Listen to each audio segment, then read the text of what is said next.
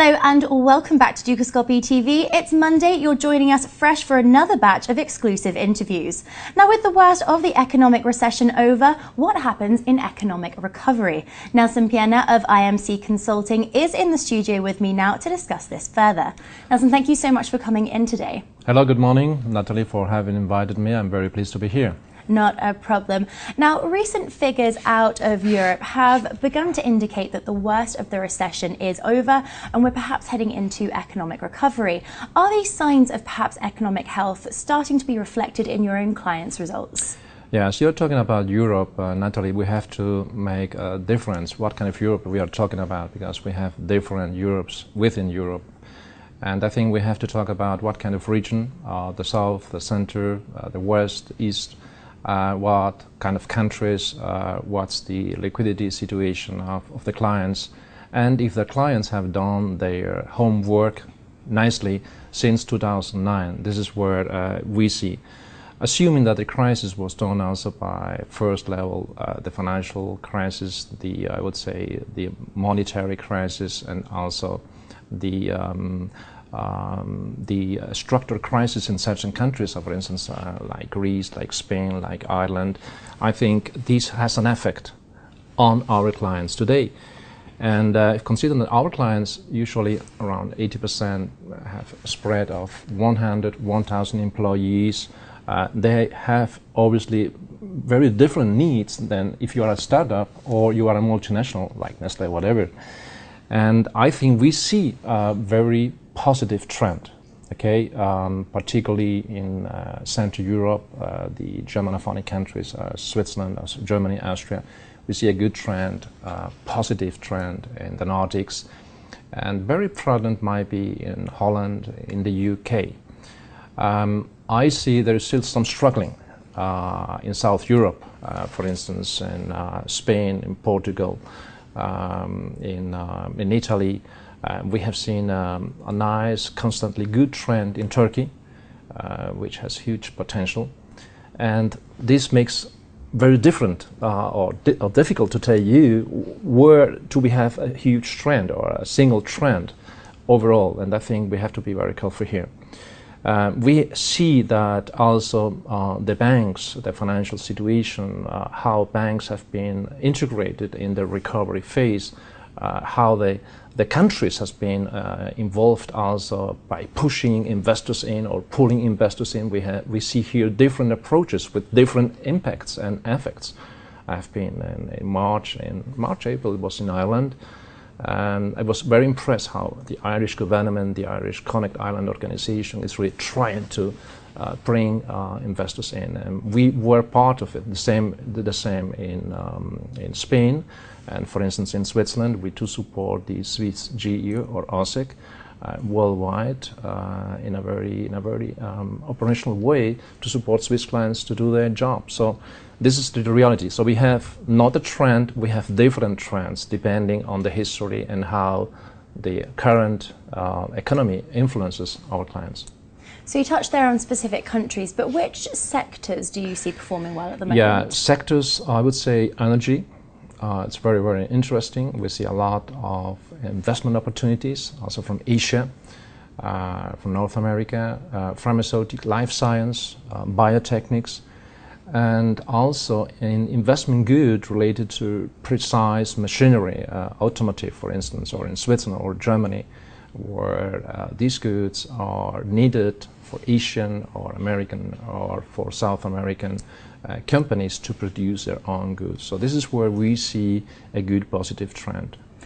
With the worst of the recession perhaps over and as we enter this new stage of economic recovery, are you instructing your clients to re-strategize in order to maximize gains? And if so, then how? Yeah.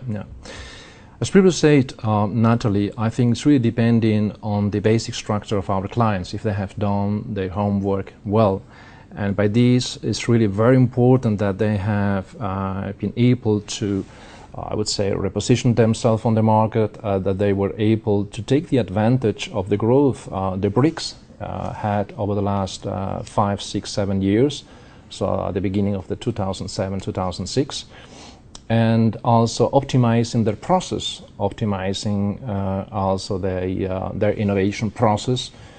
And we see here a different development. How we to support them. I think, contrary to the classic consultancy, you mentioned consultancy. I think we consider ourselves rather business advisors. And where is the difference between a business advisor? I think we really, due to our profiles, we are all entrepreneurs. We have been at sea level for many years, so we do understand. We do understand where the client is, because we were there. We are dirty of the job. And so we really try to be on the side of the client from the beginning till the end, depending on which business lines we are. We have 5 business lines, so merchant acquisitions, very pure corporate finance, where our main objective is really to support the client to go through the whole chain, not only just to be a broker to find the money, but also to implement the whole process of a joint venture. To be local, just imagine I don't know, a German or a Swiss company or a British company wishing to go to India, to South America, to China. It's a different culture. It's a different culture. So it's really very important that you have somebody locally who understands the environment, who understands the pitfalls. So we really try to support the client, for instance, in finding out distributors, key accounts, locations, dealing with the government, licenses, legal services, tax services, with our own leadership, so interim management, human capital management. And I think this is where we really can offer, or are offering a client a full service, which is really needed. Yeah. Now, within this business advisory idea, as you suggested, I know that a large amount of your work goes towards supporting growing businesses. What challenges do you think still faces businesses in these sort of early stages? I think we have to separate this, the question at 2 levels. Okay, we have from our own perspective as a business advisor, because we deal with clients, we deal with human beings, we deal with very common with managers and leaders, and they are in a huge pressure. And sometimes managers and leaders under these circumstances, they're focused on very, very narrow objectives, so not long term. And when you are in pressure, you take decisions only on the short term. And you cannot build up relationship on the long term just by this. And we really have to be very careful that these clients have good leadership on board, because this is our main objective: leadership, process performance, profit and growth. And leadership, it's a key to have good leaders in the company, to have good board members. They are not just sitting around, but they are taking decisions, they are taking commitment, they are taking responsibility. And I think supporting the clients in developing together, the client usually never gets just a book to implement. We develop the strategy with them, we develop the position, we do afterwards with them if they are requested. So it's really very important about leadership. Then also to respect, I would say, the client relationship in a very qualitative way. I have seen companies, they consider a client just as a cash cow. A client is not a cash cow. From a personal point of view, it's a relationship you have been building up. And I think also in the crisis, companies who were able to create a strong relationship, a win-win situation, a partnership with the client, and also with employees. Okay, we are talking about human capital.